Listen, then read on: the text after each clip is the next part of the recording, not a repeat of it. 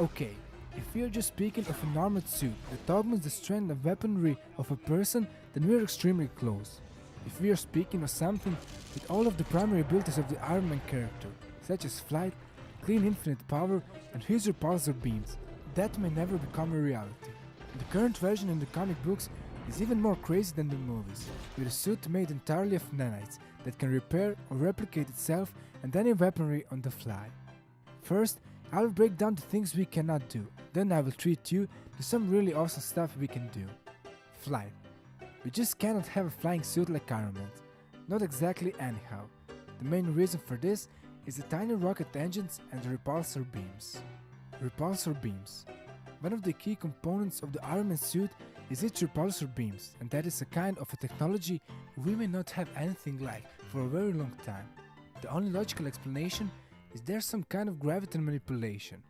This is so far out of our current technology that we cannot even begin to guess how it would be done if at all. Arc reactor. It's not entirely clear how the suit reactor works. It is smaller than a soda can, but can produce more power than a miniature nuclear reactor on a Virginia-class nuclear submarine. It has something to do with zero-point energy and a continuous self-sustaining reaction that would appear to break most rules of thermodynamics that we know of. It could possibly be some type of cold fusion reaction, but again, we have no clue how to even begin doing this in such a small size. No reaction is 100% efficient, so the waste heat alone from such a reactor would be enough to cook the person inside the suit. Okay, so that was a letdown. What could we do? The answer is a lot, actually. We could almost exactly copy the original Mark I prototype armor from the comics right now, today, or in the next few years. The Mark I is not very different from Raytheon's XOS-2 powered armor suit, stronger than a human, and it has a heavier armor than a person can normally carry. This video shows how the enhanced strength from the exoskeleton allows a soldier to lift 200 pounds without any effort at all. A soldier can also carry a much heavier pack and armor. Lastly, the suit produces fatigue even for physical activities like push-ups. The suit does all the work for him. Power. When nothing like an arc reactor, they expect a tethered version that would walk alongside a vehicle that carries a generator for the suit in 3 to 5 years. This would mostly be used to lift heavy materials in and out of vehicles for deployed soldiers. This could be very useful in allowing a very small team to rearm a vehicle or chopper in the field, and to allow a small team to quickly unload bulk supplies and move on out of harm's way. In 6 to 10 years, they expect to be able to power the suit with its own internal power supply.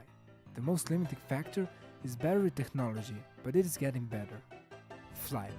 As I stated before, we can't have flight like the Iron Man from the movies, but the Mark I did not have that either. Supposedly, it was able to make short jumps or bursts of flight using compressed air.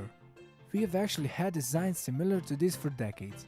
The military designed a series of jump jets, or rocket belts, that use a highly concentrated mix of hydrogen peroxide and a catalyzing agent to create jets of high-intensity steam that can allow a person to fly, mostly vertically, which is just what the Mark I did.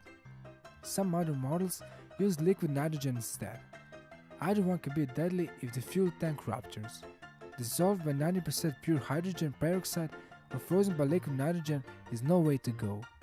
Yes, we could expect something very similar to Iron Man in the next 3 to 15 years if we are willing to settle for the Iron Man Mark I suit.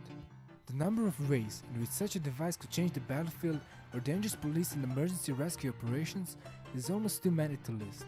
We could also have versions of these suits in use at factories and manufacturing plants around the world. We would no longer need a forklift or dolly for simple yet heavy or tiring jobs. We would become the forklift. The benefits to workers on assembly lines would also be enormous, as workers would get fatigued much less often, and injuries from strains would be very uncommon. Thanks everyone for watching. If you like this video, press the subscribe button for more awesome videos. And for more information, follow us on Facebook and Instagram.